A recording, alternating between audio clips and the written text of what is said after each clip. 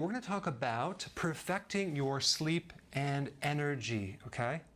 So normally, an average person will go through 4 90-minute sleep cycles. They're waves from a superficial sleep to a deep sleep, okay? 4 times through the night. The ideal time to go to bed that aligns with your hormones would be right around 10:45 to even up to 11 o'clock at night, okay? That's the optimum time to go to sleep, just to catch that first wave. If you miss this first wave, sometimes you have to wait a period of time before you catch it so you're tired. You ever notice like when you're really tired at night and then all of a sudden you stay up and all of a sudden now you're awake? Because you missed the wave, okay?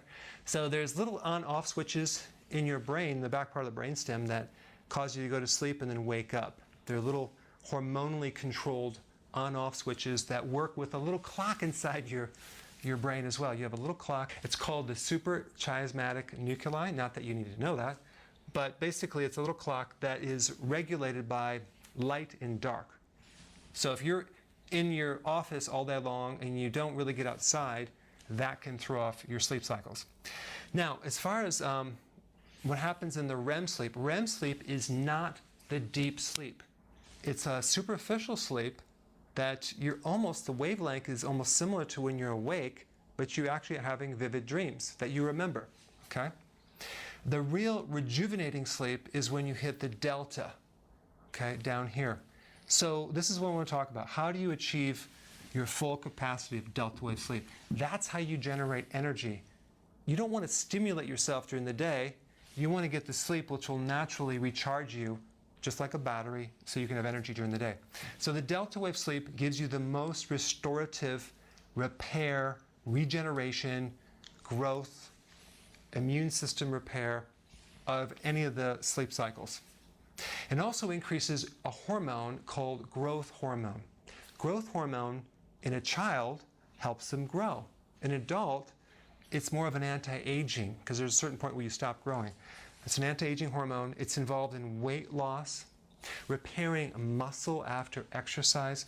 So all the benefit of your exercise occurs through growth hormone in the delta wave sleep, okay? So if you're not sleeping, then you should use that as an indicator to know that you shouldn't be exercising too hard because you're going to overtrain and you're not going to repair and you kind of break things down. In fact, when you have insomnia and you don't sleep very good, you can put a lot of stress on your heart, okay? On the days you don't sleep, you should do walking and not push it because you can actually increase your chance of getting a heart attack. So the other thing I want to talk about is that you have several scenarios here. You have a situation where you can't get to sleep, or you wake up at 2 in the middle of the night and can't get back to sleep, and you're fully awake and you're just like, your mind's going. You're probably more awake here than you are in the morning.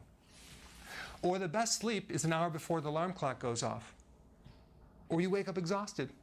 Or you're up with your bladder all night long, okay?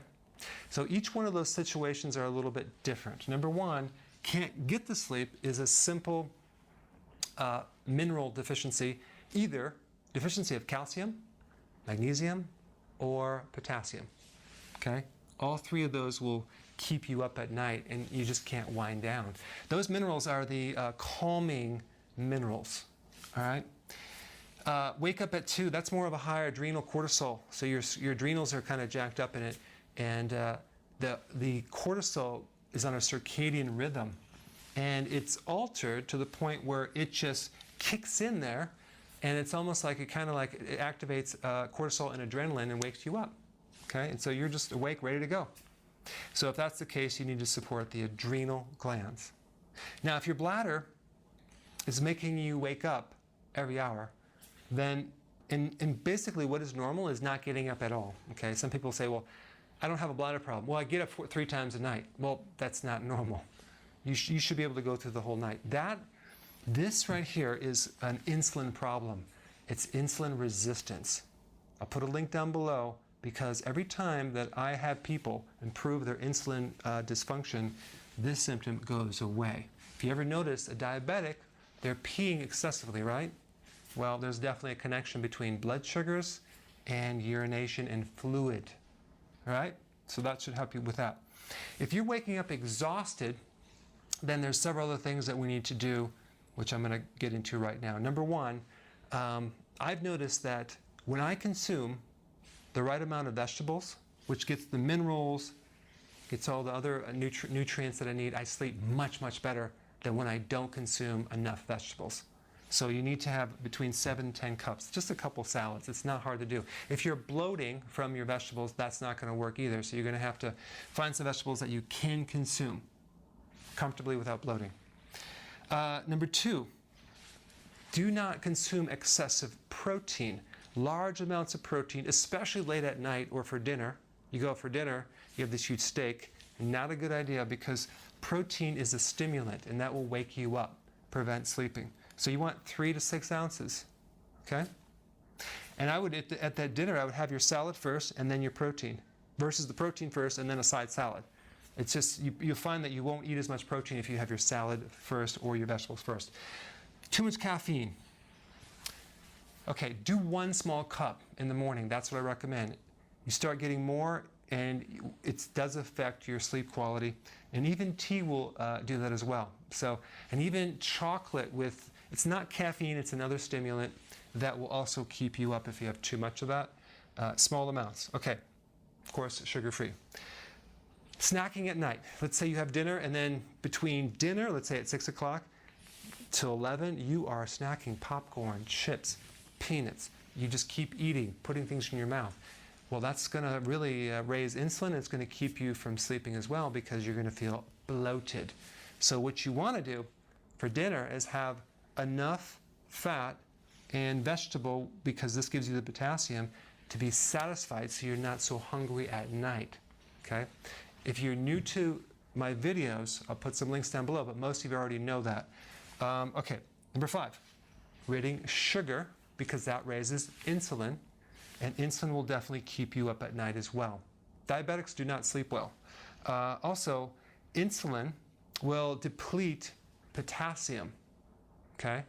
Insulin will deplete the potassium, and then what will happen, when potassium is low, the heart rate goes higher.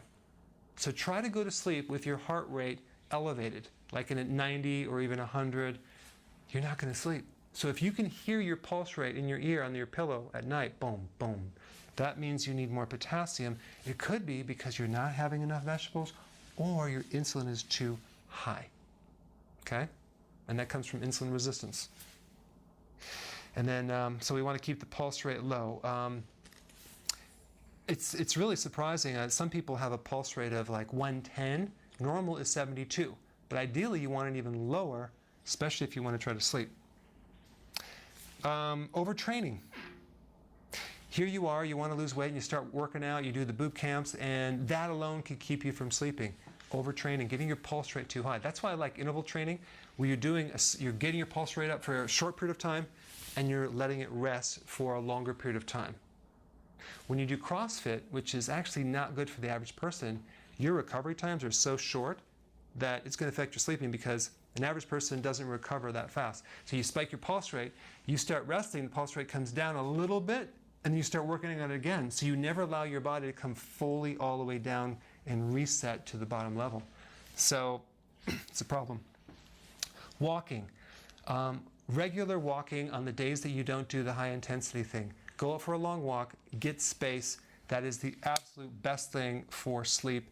Just getting out there in nature and just getting your space versus sitting in an office 24/7. Okay? So, and then lastly, I use my sleep aid, which there's 2 versions. One is a vegetarian, which without the adrenal glandular support, and the other one is the regular one with glandular support. So you have your choice in that one, but it doesn't have melatonin. It has some really awesome combinations of certain herbs and nutrients to really put you in a nice, wonderful sleep to support the adrenal. I take one before I go to bed. It really helps, so you might want to try that. Anyway, thank you so much for watching.